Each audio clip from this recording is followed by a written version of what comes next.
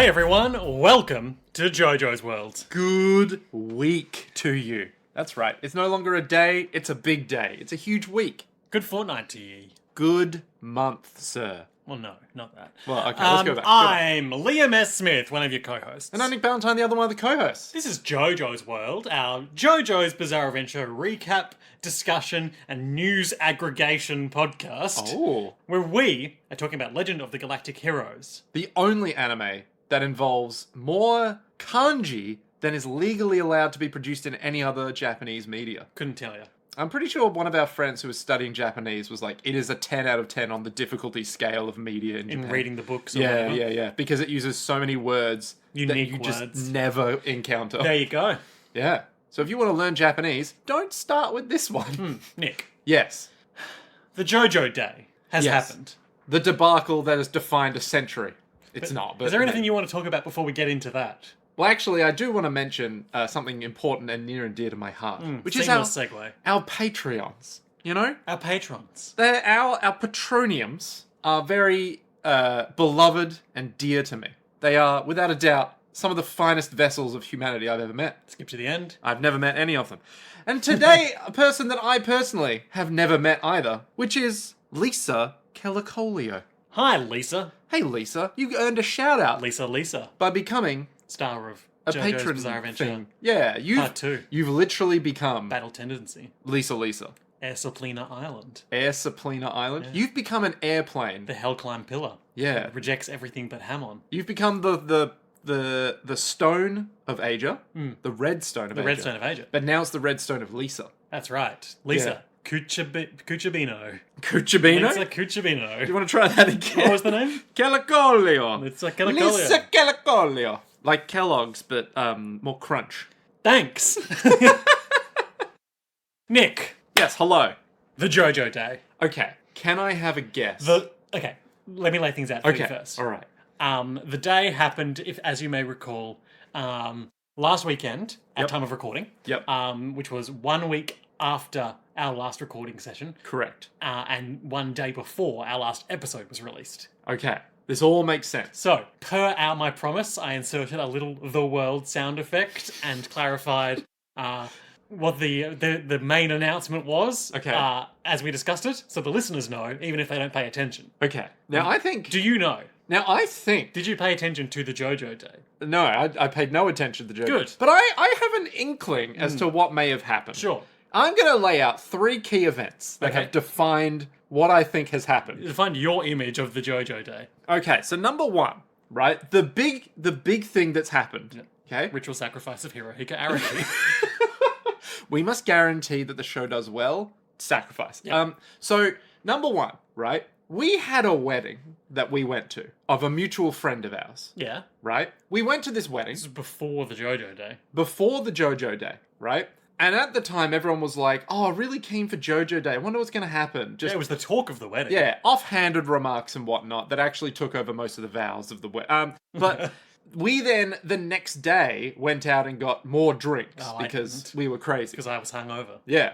Now, on that... That was the JoJo Day. That was the JoJo Day. Titular JoJo Day. And immediately, I was like, oh, everyone's treating me very differently to how they did yesterday What did at I the do wedding. at the wedding? Yeah, and I thought I fucked up, and everyone just sort of went, oh, did you Did hear everyone about... go quiet when you entered or something? No. It was more like... Our friends respect the content limitations I put on Nick. Yeah. It was more like someone went, oh, did you hear about JoJo Day? And then looked over at me and went, oh, Nick's here. And I went, that's weird. If it was very nothing, probably nothing would have. And then I went never away. actually asked that no one tell you what was in the JoJo Day. It's just- No, they just know implicitly now. So they did that. And then when I got back, I would have been fine if they had. they got back and just went, oh, Nick, are you going okay? You're doing all right? I was like, yeah, I'm okay. He's like, okay, just checking. I was like, what the fuck is going on? So Okay. all this to say that then the second thing that ticked me off as to what may have happened is that we got a new patron. of course. Now, that An immediately... auspicious event. Yeah, that made me go, that's Why are strange. people paying more attention to JoJo's World? Yeah. And then the third thing that ticked me off Are you was... saying tipped or ticked? I can say You're multiple getting things. irritated or alerted? I can could be both. That could be both about any news. The third thing that ticked me off is that everyone's in a really good mood. And that generally only happens... Well, when you look at the state of, global politics and events, why wouldn't you be in a really good mood? Yeah, so I'm thinking maybe... Nick, there's been some big news. enough tiptoeing around the tulips. Okay. Lay it on the line. What happened at JoJo Day? I reckon Part 7, the anime, Steel Ball Run. has been announced for next year, I want to say. But like early next year. Anything else? Hirohiko Araki... Ritual Sacrifice. Ritual Sacrifice.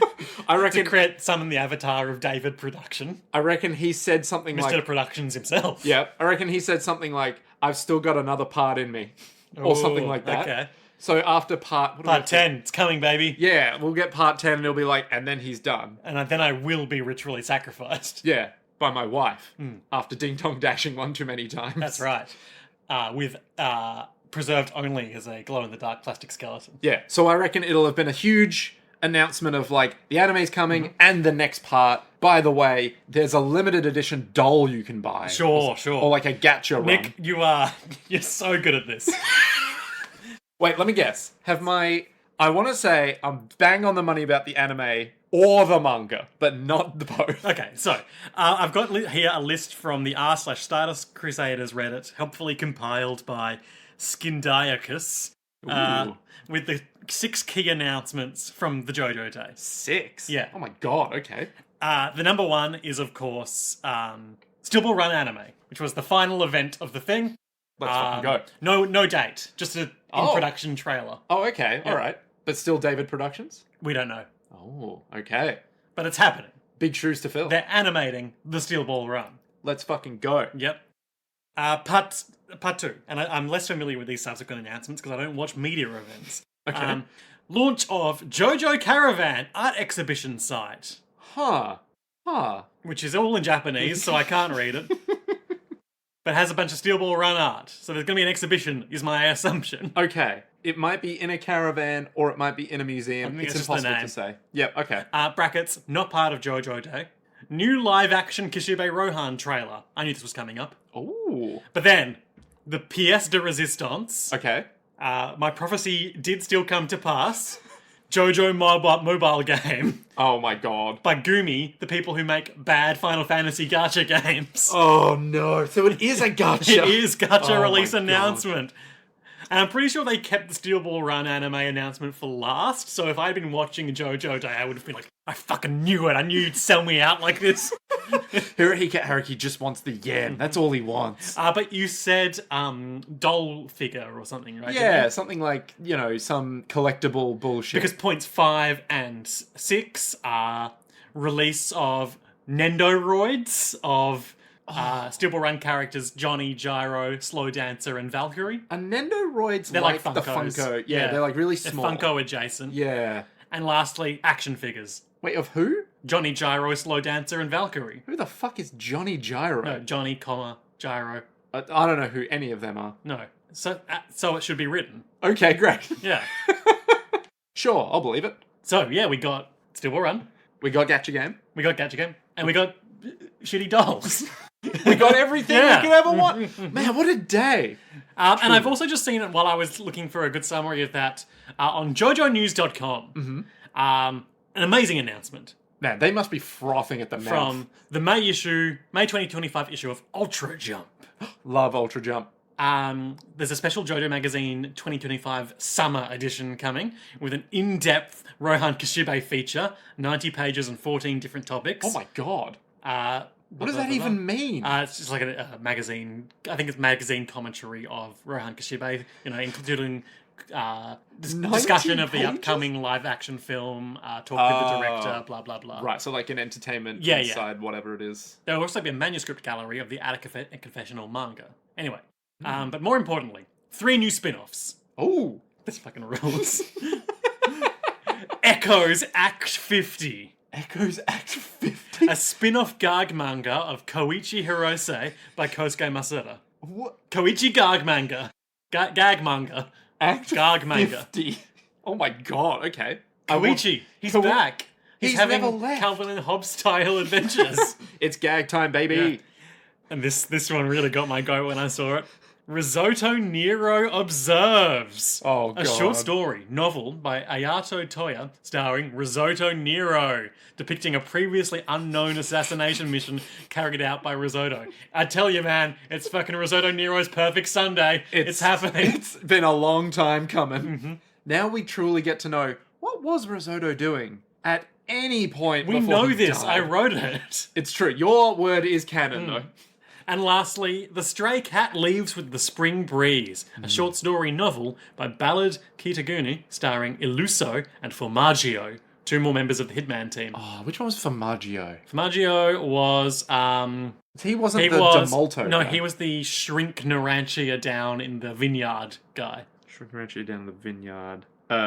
Cheese. His power was to shrink you, I believe. And he put Narantia in a big bottle with a spider. Ah, I vaguely remember this. His stand was Little Feet. Little Feet does ring a bell. But like most things in my life, And it could ringing a shrink bell you. means nothing to me.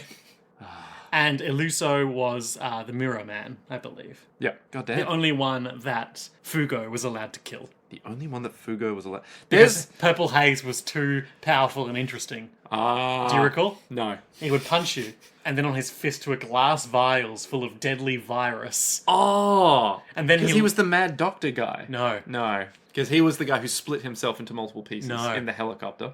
Yes, him. Yeah. Yeah, Fugo was a good guy. Fugo was a good guy. Fugo was a good guy? Yeah, he was the one who left after they betrayed the boss, and he was like, I'm not going to get on that boat. Oh. Oh, that's right. Because he wore like brown. He was really boring. Green. Sure.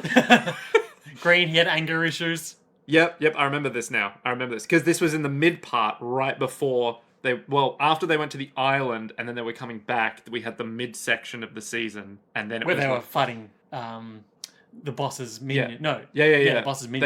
I think they ran into the boss. No, it was Hitman Team first. Hitman Team. Yeah, I think they ran into the boss but didn't see the boss. No. Because he was leaving or something. Well, yes, yeah. And Yeah. then he left immediately after that. Yeah. Because Yeah, you can't yeah. go against the boss. He's too powerful. Yeah, and they tried and then immediately were like, he's too powerful, and then he just sort of left. But they didn't see his face. And they That's were like, right. If only we saw his We face. only saw King Crimson. Exactly. Yeah. I also used the King Crimson sound effect in last week's episode. Oh. Do you use the King Because- Crimson sound effect whenever I fuck something up? No, well, just because, and the listeners will know this, so it's kind of redundant for me to explain it to you on air. But we were talking about a friend of ours who described Legend of the Galactic Heroes as a niche anime. Yeah. And I said, well, I'm not going to say his name on air, but then I said it to you. Ah. And then I just King Crimsoned over me saying his name. So anytime you need to cut anything, you're actually King Crimsoning Yeah. a conversation. That is genius. And though I never do it, Uh-huh. if ever I would need to reinsert a previous bit of conversation for context, like from a previous episode, for instance. Is that the word? Like for instance, I would do that with that bit that I just described there. Oh, yeah. Look forward to that. Look forward to that thing you just heard, listeners. Hey, guess what? You're learning I it would, of like course, I am. use Killer Queen Bites the Dust. Ah, makes sense. The world is for when I have to stop and do like a editing timeline Liam Yeah, commentary. okay, alright. So canonically speaking, we have 3 powers that Yeah. we use on air. 3 powers of editing. Yeah. the 3 powers of the gang of JoJo's world, King Crimson, the world, and... But I prefer to use the Jotaro with the world because it just sounds a bit sonically more pleasant in isolation. Interesting. You're not going with the meme, the world, that No. everyone uses? Okay, alright. This is what distinguishes us. We use the right, the world here. And by right, I mean correct. Right to no- the world. That sounds like a stand name. Yeah. Anyway, that's JoJo Day, baby! Man, what a fucking announcement. We got it, but we don't know when, so that gives us more time to do some bullshit. Listen, we're gonna be watching Gundam at some point, right? We have to. Yeah, we gotta watch Gundam G Quarks. Is that the one with the tournament? No. Is that It's the one that... the newest, What's his name? like, Oh. the newest Gundam movie. Okay. Is it overly serious? I think it's got Char Aznable in it. Char Aznable. He's the man who wears the mask. You described him to me a few weeks ago. Did I? Yeah, he's the man who wears the mask and betrays everyone. Oh, that Strike 3 was telling us about. Yeah, that's right. Yeah. Mobile Suit Gundam G Quarks. Oh my god, what the hell is that? What's the name? He never wrote out the That's full a television series. name. But he apparently. did. G-Quarks. G-Quarks, okay. I don't know how to pronounce it, and I refuse to learn. G-Quarks. G-Quarks. Oh my god, how many U's? That's like 8 U's. Maybe not 8, that'd be crazy. 8 U's in a Gundam show? That's crazy. Ridiculous. Ridiculous. But you know what's more ridiculous than that? Our page... No, I'm not going to do the page. Legend of the Galactic Heroes. Today's eps were bangers. Yeah, so quick 2 to 3 sentence summary of the events of these 2 episodes. It's the new year. Yeah, the new year has been rung in on Phezzan by the bad guys. I think we can safely call them that now. Yep. They've taken over a peaceful economic state, wink, and declared as their own, and now they're like, to victory! And the news gets out from Phezzan merchants fleeing, and the Alliance brass spend the episode figuring out how to react to the impending invasion, essentially, right? Spoiler alert, they react badly. Bukok, it's Walter Islands, unseen Trunicht issuing commands, and obviously Yang on... Iserlohn. Yeah. Then the second episode is continuing the Ruental versus Yang Iserlohn conflict, where, as everyone repeatedly predicts, Yang makes the decision to abandon Iserlohn Fortress to the enemy so that they can use their fleet, the Yang fleet, in the war. Shock horror. They repeat the plan. It's repeatedly explained to us that with Phezzan, with the Empire attacking through Phezzan, Iserlohn has become strategically obsolete. And if Yang were to stay there and defend it, it would be futile because... They just get it back in a peace treaty. Yeah, the Empire would just demand it back in the peace treaty. So there's no point in defending it whatsoever. They can just have it now. So Yang should just leave. And that is explained to us, I would say, about 4 times throughout these episodes. I was going to say 6 times or something. It's absurd how many times they explain it. Mm-hmm. And every time they do, it's never adding more information. It's just them going... It's just making sure that all the other characters have that same piece of information. We need to know who knows that they're all on the same page without just having a montage being like, yes, you're right. The peace treaty, yes. Yeah. Which we do with other pieces of information, but not that one for some reason. It's just weird. Yeah, right. Okay, so, episode 1. Happy New Year. Lowengram is pleased. I think it's fair to say. Everything is going according to plan. He's just there with a little bit of champers in a mocktail They're in glass. big Phezzan function space. Like in the atrium of a hotel or something like that. The Cosman's spiel is good. They're feeling good about What life. are you saying? I'm saying that the Legend of Galactic Heroes, they're feeling pretty good right now. They've got the champagne. They've got almost the universe at this point. Yeah. But something's missing. They're all cheersing. Hildegard von Mariendorf is only having apple juice, and this one tool is like, hey, you're bearing witness to history. Isn't that special for you? And she's like, what? And then he just walks away. So weird. So weird. And that guy seems like a bit of a tool. He talks about how, this war is my last chance to achieve greater social standing by committing great military deeds. But all the good war opportunities are given to Mittenmeyer and Ruental. Yeah. Because they're the best. It's like him and some other guy, are you saying that this is the last chance to become a war hero? Yeah. Well, we better become war heroes then. There's a brief discussion between Lowengram, Mittermeier, and Mueller about the tactics that the Alliance might use, which they correctly predict, and then we later see the Alliance come up with. Basically, and I'll just lay it out now so we don't have to go into it in any detail each time. Which we absolutely will.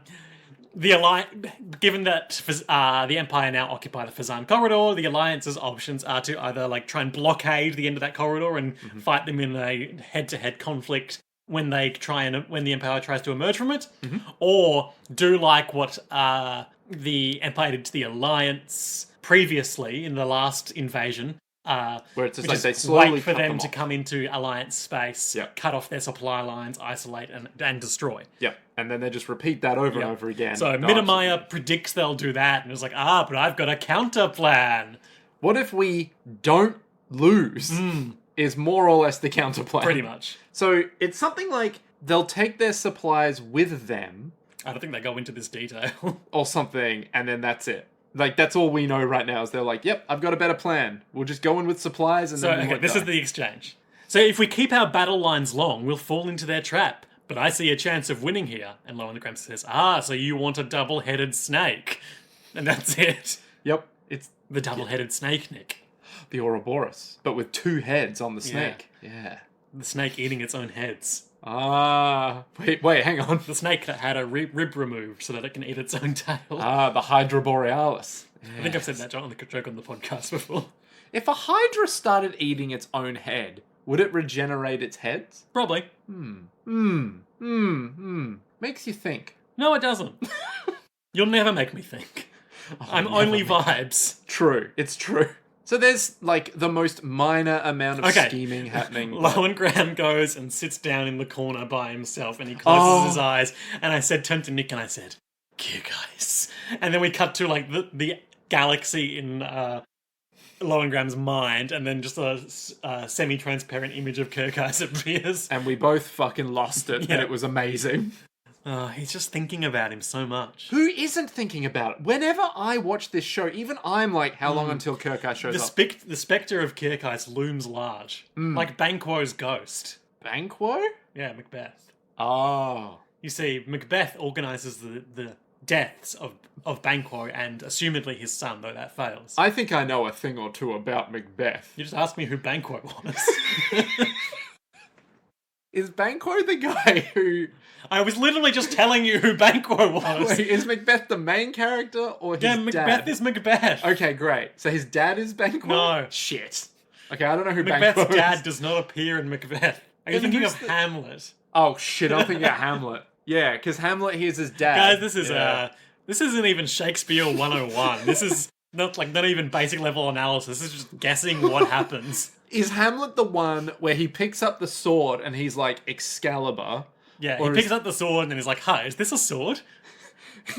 He picks up the sword and then he's like, pens are better. And then throws it away. He says, the gun is mightier than the sword. Did you ever play a game called Soldier's Chess? And then Indiana Jones pulls out his gun and shoots him and he's all like, ugh. But he can only shoot him, he can control the bullet, but it gets weaker the further away he is. Oh, because of the mirrors. Because of the mirrors. Yeah. I'm with you. How is it that when you say that, I immediately go whole horse? Well, I can't remember any other character. You missed my first oblique whole horse reference, apparently, so I don't think it was as immediately as you think it was. Never mind. So anyway, we're all thinking about Kirkais. We're all thinking about Kirkais. And then Hildegard is like, hey Lowengram. You doing okay? And he's like, yes. But I just think, is there a void in my life that I'm trying to fill? Oh, look, Midamai's already taken off to go do war. I sure hope he does well. Is this a commentary? Probably not. Meanwhile, Heinessen, a beautiful planet. Yeah, we jump on over to Heinessen, and the High Council are meeting to be like, hey, so there's all this war, huh? What should we do about that? Should we surrender? No, let's I'm not not surrender. reading a lot of support in the room for surrender. Well, how about if we try to go for a peace treaty? Yeah, basically they say if they're not surrendering, their options are, to fight entirely scorched earth and likely lose and burn everything down. Like every single human will die kind of thing. Focus their strategy on putting themselves in a favourable position for a peace treaty. So they'll, sort of be, what's the word? Strong-armed into losing the war, but they'll be alive, they'll have rights, maybe it'll be okay. A bunch of journalists are outside, banging on the doors and being pushed back by the fascists. True, because they're not releasing any of this information to the public. Yeah, the media has yet to formally announce the capture of Phezzan, but merchant traders from Phezzan who left have brought the news, so people know. Word of mouth. My favourite kind of mouth. And so the press secretary comes out, he just reads a written statement from Trunicht being like, we acknowledge this situation and we'll bear responsibility for it. And then he walks away. And the journalists are like, what the fuck was that? What the hell? Come on, give us something more to work with. Mm-hmm. And the guy's like, goodbye. There's this guy in his news van, and he's watching William Odets on TV being like, every citizen in the Alliance needs to do their duty. And my photo's fucked up at this point, but basically this guy calls Odets on TV a fat windbag. A demagogic politician or something like that? Oh, he said Walter Islands is a demagogic politician who the only thing he can do is get rebates on his military purchases. Worse than Trunicht. Oh, you bloody bastard. You're going to get sentenced to treason for that, I'll tell you what. After convening the council, Walter Islands, love that name. Walter Islands? Yeah. It sounds like a tax haven of some kind. Yeah. I'm fleeing to the Walter Islands because it's a non-extradition territory. Oh, what kind of places are there? Oh, not much, just hammocks, generally speaking. So Bucock meets with Walter Islands. Yeah, and for once, like, Bucock is being given Options. respect for his expertise. I think Walter Islands is like, so listen, I'm going to go for the peace treaty. I think I know what has to be done. Yeah. You just deal with the whole military thing, because you're a walking museum of knowledge. Yeah. And Bucock's all like, all right, I can do that. Sounds good. Walter Island does say on his way out, in a situation like this, for the first time, I finally feel like I know what I'm supposed to do. Now, if that doesn't tell you Not everything. what you want to hear from one of your leading politicians. Well, you know, it's better than most politicians who'll never admit they don't know what they're doing. Like So me. true, yeah. Yeah. Nick's running for state office. Hi, my name's Nick. I'm a normal, everyday guy. I'm running for the Australian electorate of... Because our electorates are named things like Bert Or Pierce. or John. Hasluck. So I'm gonna Batman. run for the for the electorate of Pete, like P-E-A-T, Pete. Oh, Pete. Because we fucked up the spelling and we don't want to change Like it. the material. Or Yeah. the bog or Yeah, whatever yeah, it yeah. is. The stuff that's like, it's what whiskey tastes like. And I'm a guy who likes whiskey, which is why I'm running for this electorate. I promise that every day I'll drink whiskey that tastes like Pete. The man. Yeah. And then I'll find Pete. And I'll drink him up. I'll drink him up. his milkshake. The object, that is, not the man. Yeah. Yeah. But the man will be part of my electorate campaign. Yeah, and we're going to ritually sacrifice Hirohiko Araki. You see this ritual sacrifice table right here? It's in my office. And the blood will flow down, much like it does in the movie Dune. Haven't seen it. When the Sardaukar are there doing their Do you mean chant. David Lynch's Dune? No, I mean Peter Villeneuve's Dune, because he is really into Lego, hence why I know Villeneuve as a name. But point being... What? So Hang on. You've made some leaps there. Wait, Pete Villeneuve? Sorry, Denis Villeneuve. Pete. Pete Villeneuve. His cousin. Hey, yeah, Danny, I'm making my own Dune. I think I saw yours. I was like, I can do better than that. Hey, listen, cousin, I don't know. Now if I'm you really into Lego. Oh, no. So, have I told you this piece of trivia? Lego Dune, like Yeah. Lego Batman. No, you know how there's like the Lego IP things you can buy, like Sure. Star Wars Lego and stuff? Yep. Denis Villeneuve is really into Lego, and he wanted an ornithopter from the movie. This is like a space plane, It's like a flappy plane. It's like based off like mosquitoes or insects. but it's like a space plane. It doesn't go to space. But it's sci-fi. Yeah, it's So it's sci-fi as space. fuck. I will kill you. So it's like a big flappy plane. It's like a VTOL. Yeah, kinda, but with wings, like flappy wings. Use your fingers. I mean your words. I went from flapping with my full hands to just Spirit doing fingers. jazz hands. Yes. So it's like a flappy plane thing. Flappy bird. And Denis Villeneuve was like, I really want the Lego ornithopter. I really want it. So he specifically went to Lego and was like, hey, I know that this isn't meant to be releasing until Christmas. Can I get He one? wanted to get one. He didn't want them to start making No. one. He They were physically already making one, and he just Yeah. like, I really want one, Yeah, please. he physically wanted Can I one. please have some toys? Yeah, and he literally, as the director of this multi-million-dollar movie, is like, "Hi, Lego. I know I shouldn't be asking. Could I get one just before Anyone it else? releases?" And they were like, "Yeah, that's fine." So he got one, and then by Christmas, he's like, "You fucking idiots! I've already got my ornithopter. This is the greatest day of my life." And where does Pete come into this? Pete is in my electorate. He's the cousin of Denis, right? Mm-hmm. And he's like, "Oh, mate, Dune's dry. I like a bit of wet humor. That's why I'm going to direct I'm going to make Waterworld. Exactly. A remake of Waterworld, faithful to the original, shot for shot. Mm-hmm. Original cast. I assume they're all alive. If they're not, dig up the graves. Yep. That's it. Ritual sacrifice. motion. Yeah, ritual sacrifice of Araki to bring them back to life. Yep. And then that's it. The movie will be flawless. That's not going to be good for anyone. And that's going to be my electorate. You know, we're going to have Waterworld. We're going to have Pete. Going to have Dune. No. Can't mix them is the problem. I- though. Otherwise, you just get Mud World. Exactly. You get weird dirt, and then like life grows. Ugh. And what are the worms going to do? What about the worm? We The don't water need, will kill the worms. We don't need worms where we're The going. water will kill the worms, Nick. It's true. And that turns them into delicious spice or something. No.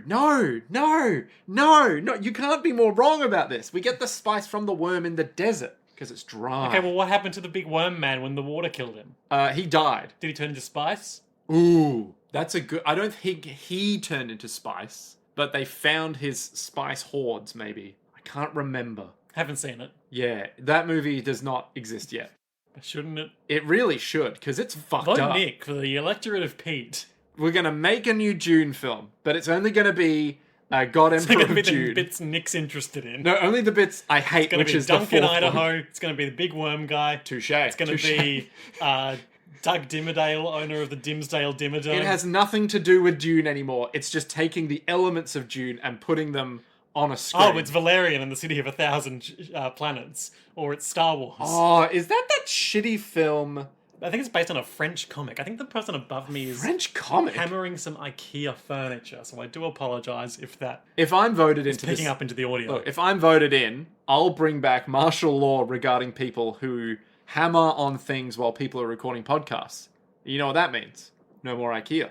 I'm pointing at where the noise is coming from. So they're all real happy right now over in Bucock and Islands because land. they get to do things. Because they know what they have to do. I'm pretty sure Bucock explains the whole Iserlohn Fortress will be useless because in a peace treaty, you know... No, and that only comes up when Mr. Sandwiches later explains that to Bucock. Oh, okay. You know Mr. Sandwiches? Oh, He's he the is... most exciting new character this show my has seen God. since, I don't know.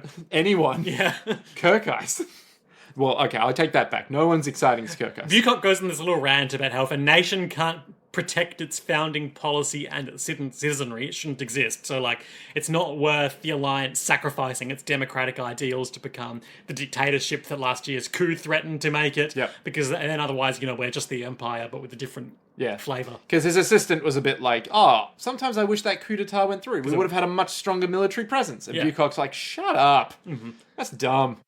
And then he stands up and he says, I'm going to the Council of War. The final decision must be made by Dawson, the head of the council. I'm not allowed to make any decisions. And he's standing, putting his beret on and looking back over his shoulder, and he says, that's how the army of democracy works. See you later, baby. Montage. Things are happening. Military strength is being consolidated. Yep. And unfortunately, it's shit. Mm-hmm. The Alliance is in absolute tatters after the coup. They've appointed some new fleets and a couple of new commanders, Admiral Paita and Admiral... What was the other guy's name?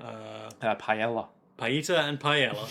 Paella. Paella. Just pile. They've got about 20,000 ships. Yeah. In total across the remaining fleet. Across the 14th and 15th fleet, which they've newly assembled. Yeah. We've got Lionel Moulton and Ralph Carlson, who are just kind of guys. One of them's got a huge beard, but they're otherwise unremarkable. The guy with the beard looks like a 70s singer. Oh, there's a little subplot with the Galactic Empire legitimate government, which is the government in exile with the Kaiser. In the legitimate government building? Yeah.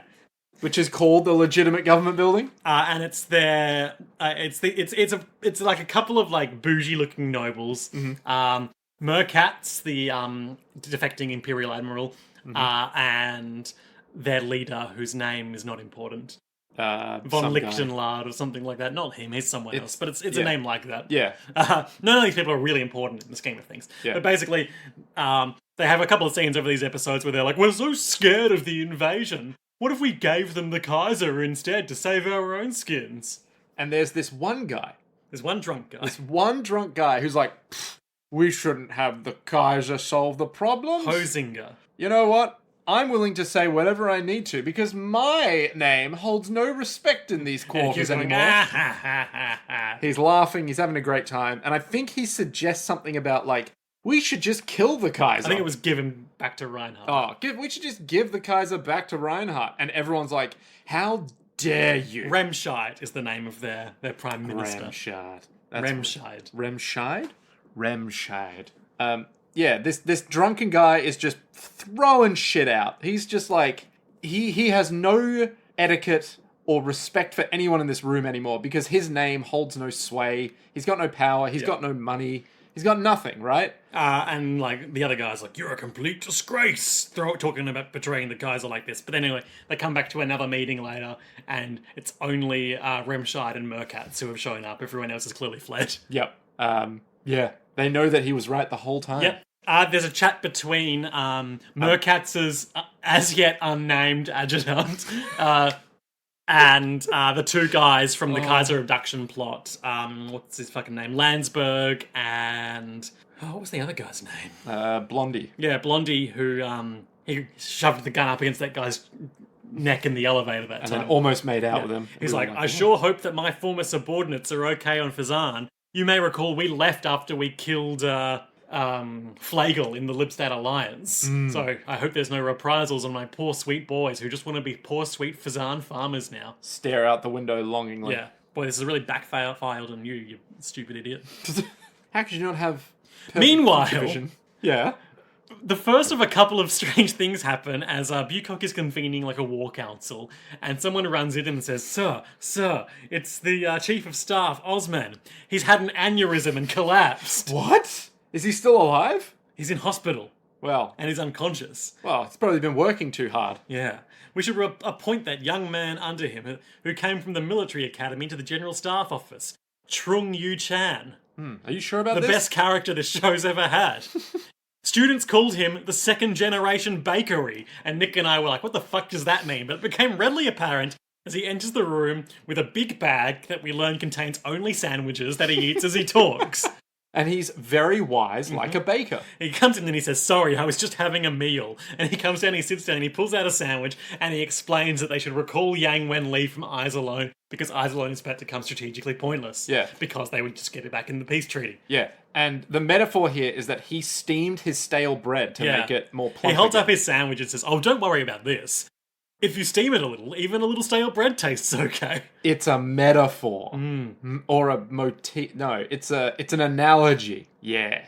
So anyway, he's a baker. He loves food. Yep. Why they didn't call him the foodie, I don't know. But The baker? they called him the bakery. Yeah. Which is weird. Because he's an institution. Ah, okay. And he outlines that plan about, cutting them off from their supply lines and isolating them and picking them off. But then he also talks about recalling Admiral Yang, as I said.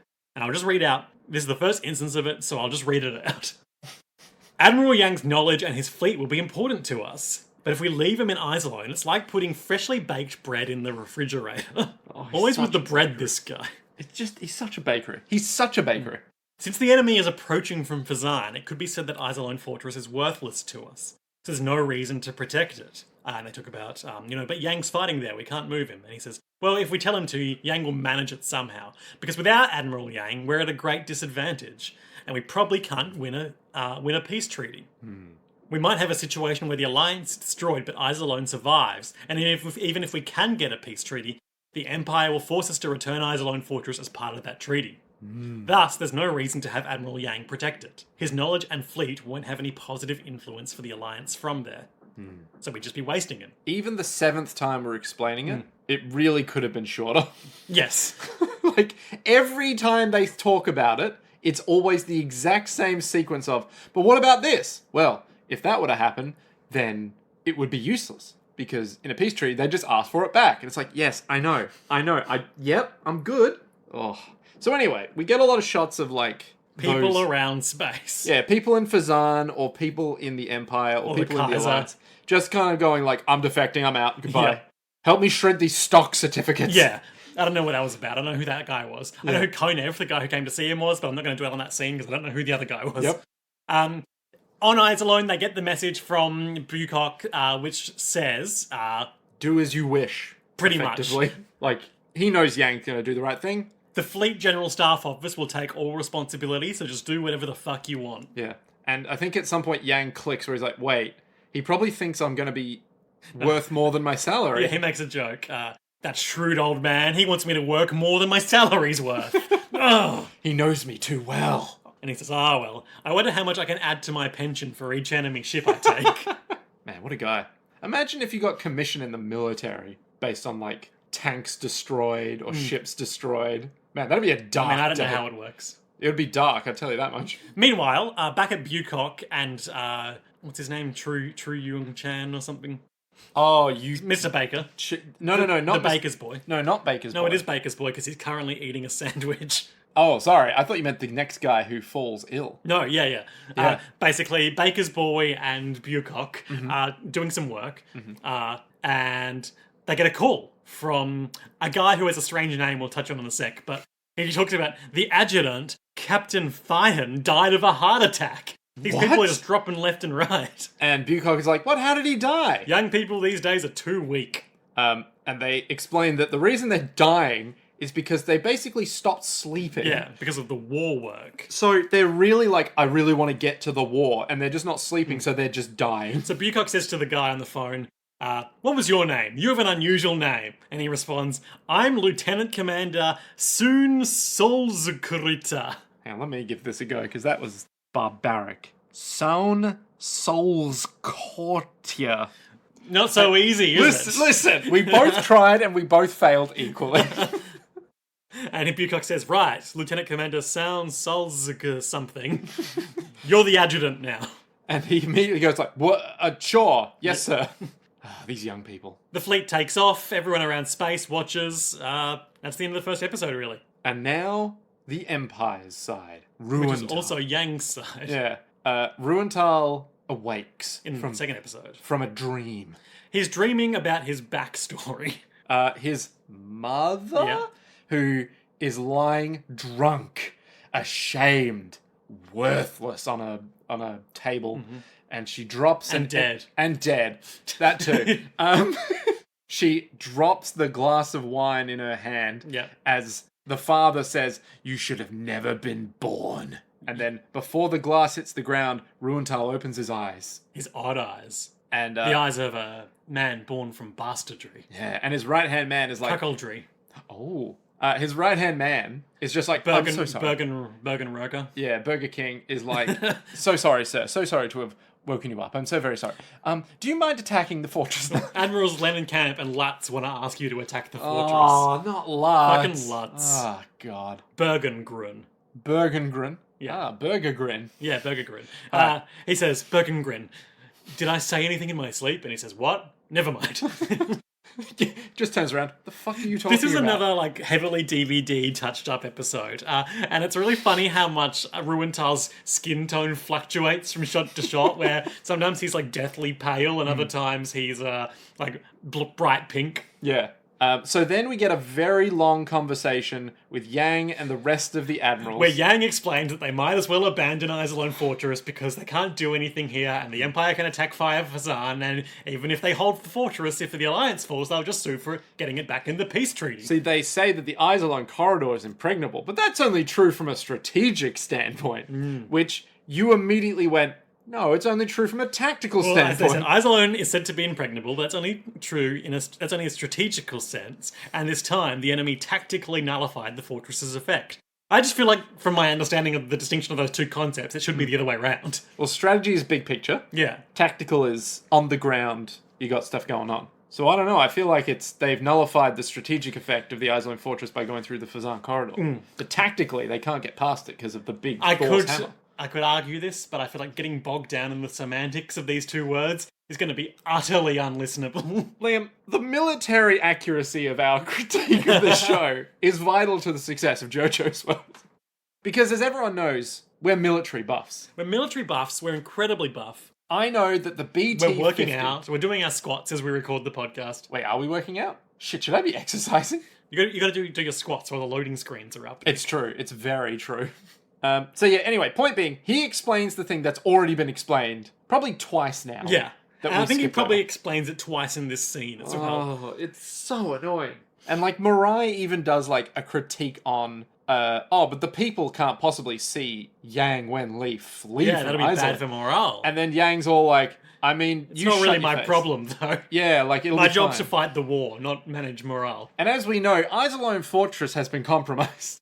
Like, it just... keeps going. Shenkop says, no, we should... I agree with Mirai. We should wait here until the government yells at us desperately to help. And then we've joined the battle. Yeah, and he's cunningly... teach those ingrates how good Admiral Yang is. And he's cunningly stroking his chin. Because Yang's like, he's got something up his sleeve. Well, Yang's like, well, if we did that, we'd lose our chance to win. And he's like, aha, so you think we can win? Admiral Yang does it again. God, Shenkop's so good. Yeah, we love Shenkop, even though he's got low-key fascist tendencies. Yeah, but the reason he... Anyway. So, okay, here's the thing. Okay. He says, we've got one chance to reverse this losing military situation. And they say, and that is? And he says, Yang says, Prince Lowengram isn't married. That's the point. Everyone immediately is confused, including us. They don't return to that, but it's the implication they want to kill Lowengram because he's not married, there's no clear successor, the Empire collapses into infighting.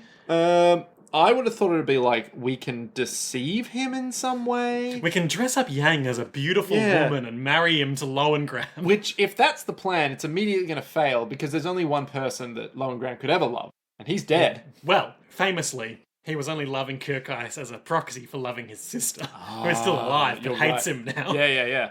And now, by reminiscing on Kirkheis, he can take over the universe to fill the void in his heart. That's right. Which he's now contemplating might not fill the void in his heart. But the universe is so much more void than it is stuff, so really that void is only getting bigger and bigger. It's true. The irony. You take over more to gain less. It's so true. That's why you need faster It's so true and wise of you to say it. That's why you need faster than light travel to fill the void in your heart so that the space becomes small again. That's right. Yeah. Or just build shit tons of rocks. Lohengrin talks about the situation at Iserlohn, and he talks about how Yang's probably going to abandon Iserlohn because it's strategically insignificant for him to stay there because they would just get it back in the peace treaty. Skip this part. Fast forward.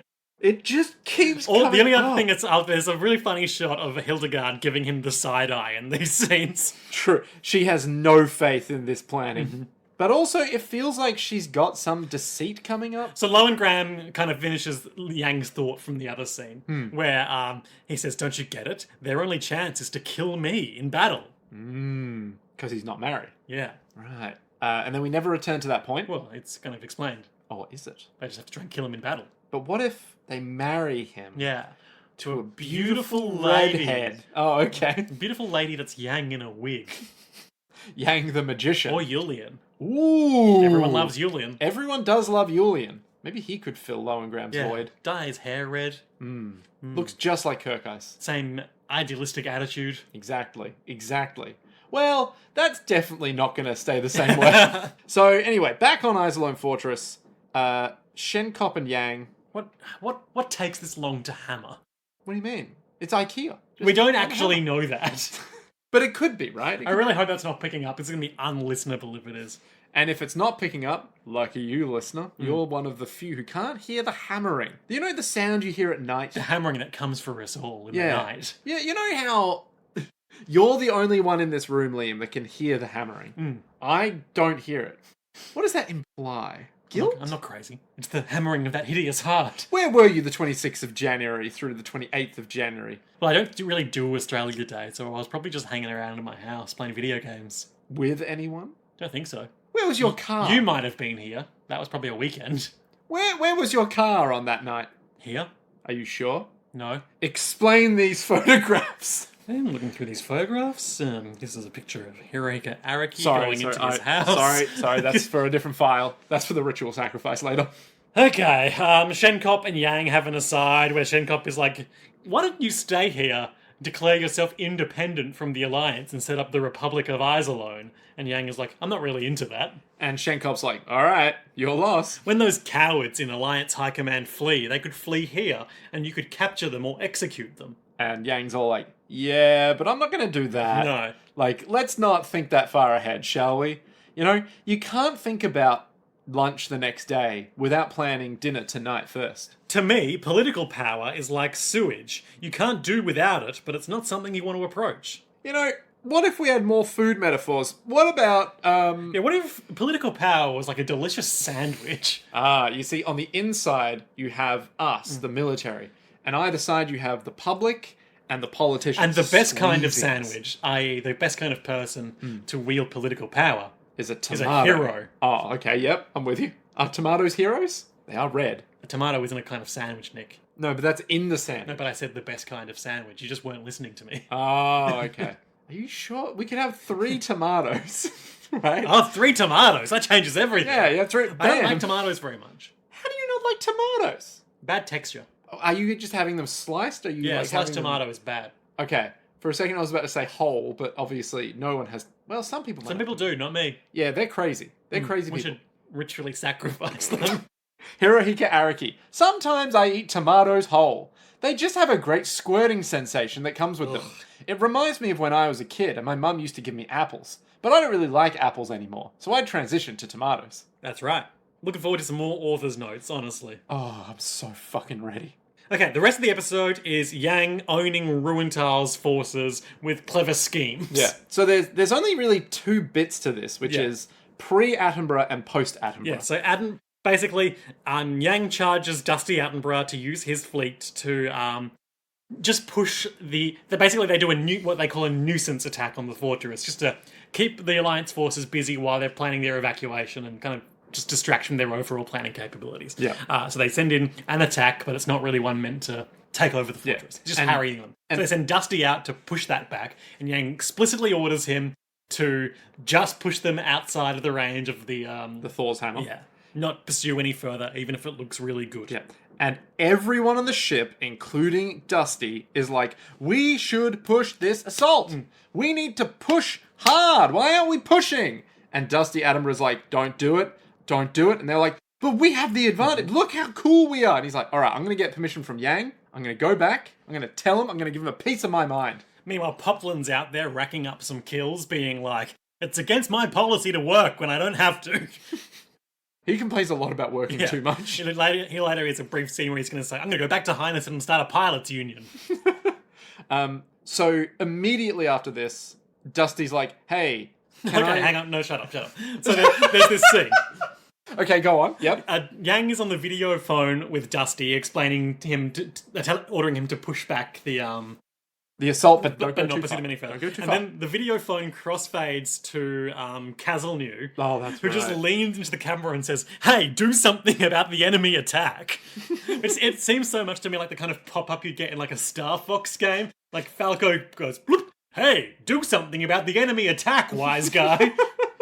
It's like if you're at work one day and you're just like, you're at Macca's and you're just serving someone and a customer shows up and is like, hey, do something about my hunger. You're like, what the fuck, bro? Kazalnew's really stressed because he's managing both military allocations for the evacuation and also dealing with constant complaints from the civilian representatives. And that there are some coming up here now. And he's like, make Yang go and talk to them instead. And there's all these people complaining, like, is this really safe to escape like this? Yang walks over slowly, calmly. Why can't I get on the same ship as my family? What about the right to bring our belongings? His hand scratching the back of his head, holds up his hands like, I'm so sorry, everyone, so sorry. I'm Yang Wen-Li. Yang the magician! Yes, that's me. All of my fears are instantly assuaged. Look, we'll get you back home. Your families are safe. This is just like El Facile, and you're the hero of El Facile. And he has Hooray! like a slightly concerned look where he's like, I guess it kind of is. And then he talks to his cat for a while. He goes to his cat and he says, damn, I would like someone to guarantee that too.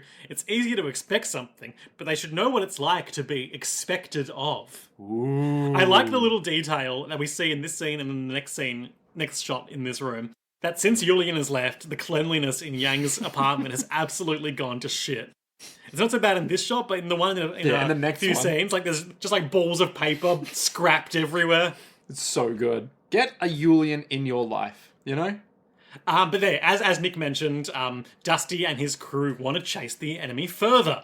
So he calls Yang, who is in the filth-ridden apartment playing with the cat, and it's like, hey, we want to chase them further. And Yang says, no. Yeah, he just straight up just says no. And he's like, just a no? I'm not a child. And he's like, no, that's it. And Dusty's really angry. Yeah. But then he comes into the office in person and is like, hey, I'll take full responsibility for anything that goes wrong. Let me go and fight them. It'll be good for overall forces morale. And I didn't really track what happened here, but like Greenhill standing behind Yang kind of like gives him like a cough and a wink. And then Yang says,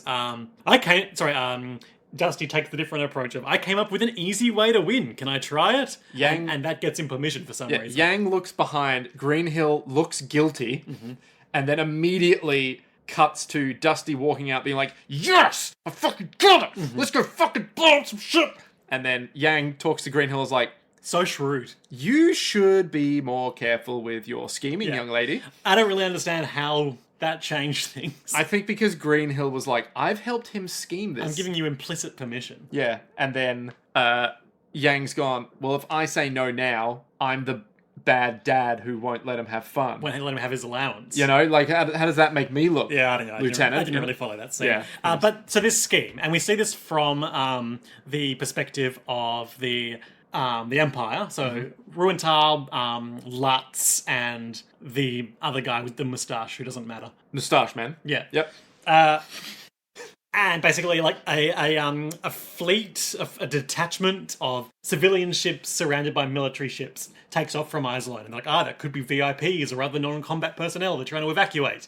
We should go after them. I know what Moustache Guy's name is. It's Lennon. No, it's not. No, but the first part is Lennon, because I remember when I saw... Hang on. When I saw him and I saw his name, Lennon whatever, I immediately thought of the Simpsons bit with Lennon breaking out of the thing, the glass cage. Okay. Anyway, Lennon... So they're like... going after...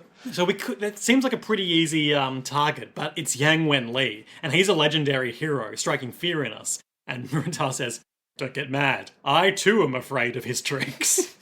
If you're not, you're a fool. It's Yang fucking Wen-Li. Lennon camped. Lennon camped, that's his name. So his fleet is sent to attack the ships. And they do, but it's obviously a trap, because then all of the civilian ships explode because they were rigged to blow.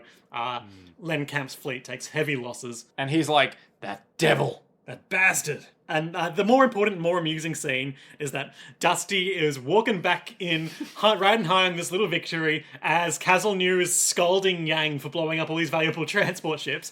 He walks into the room, sees that's what's happening, immediately, without stopping, turns around and walks out of the room, and everyone behind Yang is like, yep, that was smart of him. Yeah, Yang, like, looks over to where Dusty's leaving, and is like, no, don't leave me.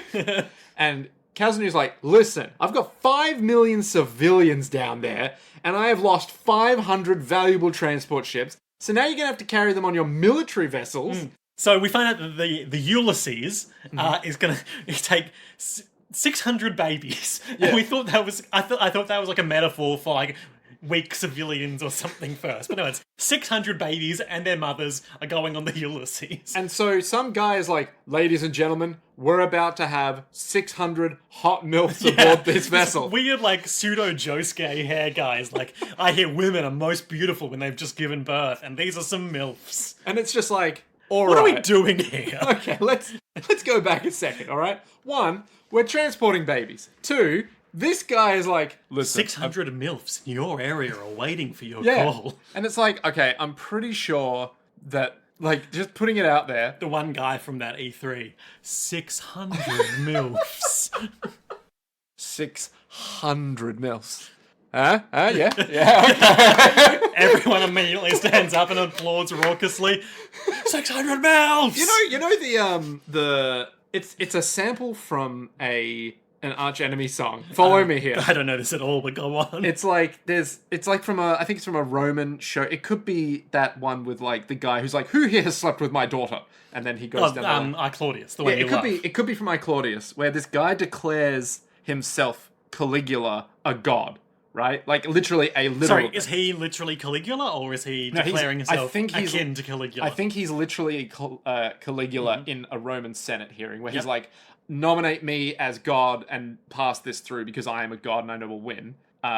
Because he's, like, that confident. And then, slowly but surely, all the, like, Senate stand up and go, aye. And then another one goes like, aye. And then another one goes, aye. And then all of them are standing going like, aye, aye. And then you just get this one thing of like, he's a god now. I can imagine that. It's real, How Liberty Dies with thunderous applause situation. Yeah, exactly that. I can imagine this guy being like, guys, 600 MILFs. 600 MILFs? Yes. Yes. Yes. Make it so. Yes, yes, yes. He's a MILF hunter now. That's it. Yang is disappointed that their escape operation is called Operation Ark because it doesn't make the imagination sing. Oh, that's... No one else gives a shit. Yeah, they're just like, do you understand how many ships we just lost? This is fucking bullshit. 600 babies and their mothers because the Ulysses is a lucky ship. This is practically going to be MILF Island on NBC. It's been said that women are most beautiful right after they give birth. 3 companies of such beautiful Madonnas are going to come with us. And then he immediately... Madonnas are fine, but 600 babies? A huge choir of crying babies? Ah, they all shrug. Strange. Break out into musical. Okay, with the MILFs safely evacuated... No, they're not evacuated yet. They're on the Ulysses. Okay, safely allocated to an escape ship. There you go. Greenhill and Yang and the crew are setting some bombs all over the fortress. Yep. But these bombs are only decoys for the real scheme that we don't know what it is yet. Yeah. And even though they are real bombs that will really explode and kill the fortress, and they are really hidden... So they're not the decoys. plan is that they will leave. Ruintal will take the fortress, find the bombs, defuse them, and that will, he'll then let his guard down for the real scheme that is as yet unexplained. Yeah. But they leave, and they all talk about, Iserlohn Fortress is our home. It's the home of Yang and his crew. We really hope we can come back these days. We took it once before. We'll just take it again. Yep. There's this long metaphor about, borrowing sugar from your neighbor and getting it back. I swear, these 2 episodes, the guy who wrote Legend of Galactic Heroes... borrowing a delicious sandwich from your neighbor. You start off with the first piece of bread, and then you come back and you go, and then you've only got so many loaves and so many bits of sandwich meat, and you've got 600 MILFs to feed. But it's just when he was writing this, he must have been in a cafe, because there are so many bold assumptions. Yeah, there's so many food-based metaphors. And cafes are the only place you're allowed to think about food. Yeah. You can't think about food in a brewery. That's crazy. Think about beer there. Yeah, exactly. You think about beer like a real Australian. So, anyway, Ruintal is all all right, let's go capture that fortress. One of the guys is check for bombs. Yep. Ruintal's good idea. The gang are leaving on Yang's ship, the Hyperion, and they're watching Iserlohn recede into the distance, and Green Hill is counting down the bomb timer, 5, 4, 3, 2, 1. Nothing happens. Phew, they found all our bombs. Now, what's interesting is that Ruintal chats with one of the other guys. He's the head of the bomb disposal squad or something. No. One of his, his adjutants or right-hand man guys. No. The guy on the ship. Lutz Bergengroger? Maybe it's Lutz? No. Lutz has sort of orange hair. Lennon Kant has the moustache. And Bergengroger looks like Chuck Norris. Bergengroger. Yeah. So he's talking with Bergengroger about how he's Bergengroger's okay, so now we pursue and kill Yang and his whole fleet. And Ruintal's nah. No, 1, there are civilians aboard those vessels. 2... Yeah, we don't want to be known as the people who hunted down and killed civilians. 2, there's some weird metaphor about, do you know the saying about the hunter who doesn't hunt down all the wilderness? I'm gonna be honest, I kind of zoned out when he started doing this long metaphor. It was basically, if you hunt down all the animals, there'll be nothing left to hunt. Which is why the hunter does not clear out the forest. Or something like that. Which this guy's the fuck is wrong with you? This isn't a forest filled with food. These are enemies. And he's nah, we'll let him go. And he used to talk about how Yang is a disease, and we may as well let him inflict that disease on the rest of the army before... yeah, something like that. Risking and contracting it ourselves. But Ruintal, with his background, is yeah, maybe I shouldn't have been born. Ruintal also thinks about the bombs, and he's okay, we found all the bombs. Knowing Yang, there's probably something else, but I don't really give a shit as long as I'm not the one who's in charge of Iserlohn Fortress when whatever that is comes to fruition. Yep. So he's just kind of thinking of his own advancement. He's a salary man. You know how it is. Yeah. And yeah, he's walking towards the camera, ominously thinking someone should... That's right, okay, yeah. I'm jumping a bit ahead of myself. Basically, there's a quick scene of, once again, everyone waving goodbye to Iserlohn, and bye, Poplin is waving and saying, "Don't be fickle while I'm gone. You're truly the queen of space. There's no other woman who is good as you are. None of those 600 MILFs are anywhere near as good as the biggest MILF of them all, Iserlohn Fortress." Now, that's... Tell me I'm wrong. Obviously, this MILF, the F is Fortress. So then what the hell's the M? We don't need to do this. Okay. MILF is like Fortress. That's what it stands for. MILF is like Fortress? Yeah. MILF is Liquid Fortress. Liquid. Oh my god, liquid. We're rolling credits, but the narrator tells us there was an incident during the Imperial occupation where a man was found, I'm going to quote it here, appropriating resources. And so they're Alliance resources? Yeah. Oh Ruintal is executing him by firing squad, but pulling the trigger himself. What resources was he appropriating from the Alliance? Just resources. Oh, okay. Even when he's screaming, he's those were my resources to take! Okay, I'll quote him. The world is... He's blindfolded, he's up against a post. The world isn't fair. It doesn't matter if you kill thousands of people or burn down cities. As long as you win, you're entitled to become admiral or fleet admiral and be rewarded. But you treat me as a criminal just for taking a small amount of resources. I took some of the meat and gold and wood from the coffers to use them to build my own Age of Empires. Is this... What is the crime? What is the crime? I just took some resources to create more moonwells. What's wrong with that?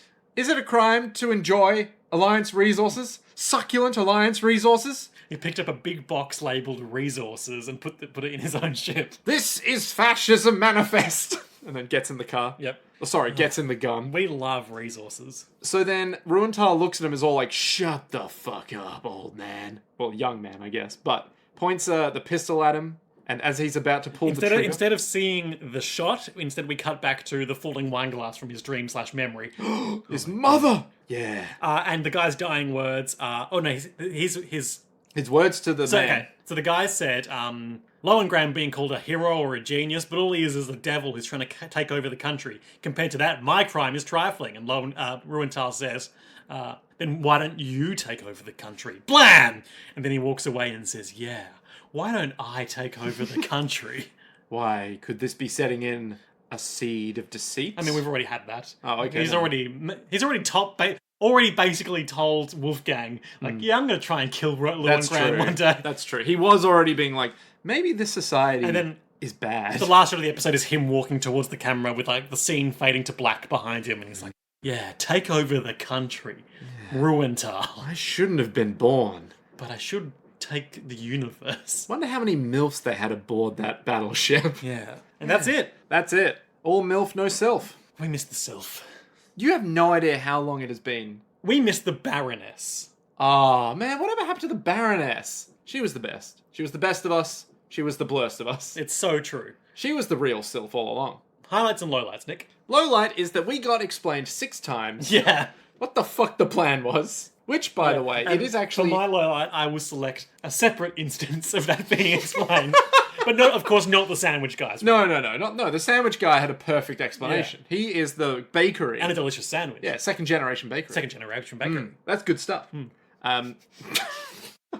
I can't believe they kept explaining the same thing. They didn't explain why he was called the bakery, but they told us about that so many times. We had so many opportunities to be like, oh, by the way, here's this other crucial bit of information that isn't what we've already explained to you. But no. Highlights hard. Really hard. Good bits. A lot of good bits. A lot of good bits. There's the comedy good bit of the camera fading into Cazelnew being like, deal with the enemy attack. There's the other good bit of Attenborough walking in and being like, ooh. Oh, yeah, that's my highlight, actually. Yeah, that was just such a good comedy moment. Maybe, I want to say my highlight is probably going to be... I want to say it's going to be Bucock just telling Yang, yeah, just do whatever you need to, we'll take full responsibility. And then Yang immediately going, oh, wait. He expects me to work harder than my salary. Yeah, that's a good bit. He is literally the most relatable human being ever in an anime. So, Nick. Yes. Yang's Arc fleet is underway. Damn right it is. He's freed up to be the only good commander in the war and help them win it. Maybe kill Lohengrin or marry him. Oh. Time will tell. Time will tell. He's also left that mysterious surprise behind on Iserlohn. What will happen next time on Legend of the Galactic Heroes in the episode entitled Seeking a Free Universe. Ooh. Okay. So... Safu. Seeking a Free Universe. Safu. This is the new, what is it? Go on. The new... Not yeet. There's something that people say when they're like calmly, like, yes, be one with the universe kind of thing. It's like a one-word thing they say. It's not namaste, but it's something similar to namaste. That's also been reappropriated from... What did the white Australian yoga instructor say when you politely asked him to leave your house? Yoga, I barely know her. Yeah, that's right. No, the answer is, of course, namaste. Okay, right, yep. Look, those were 2 excellent jokes. 2 fantastic jokes that you should never repeat ever again.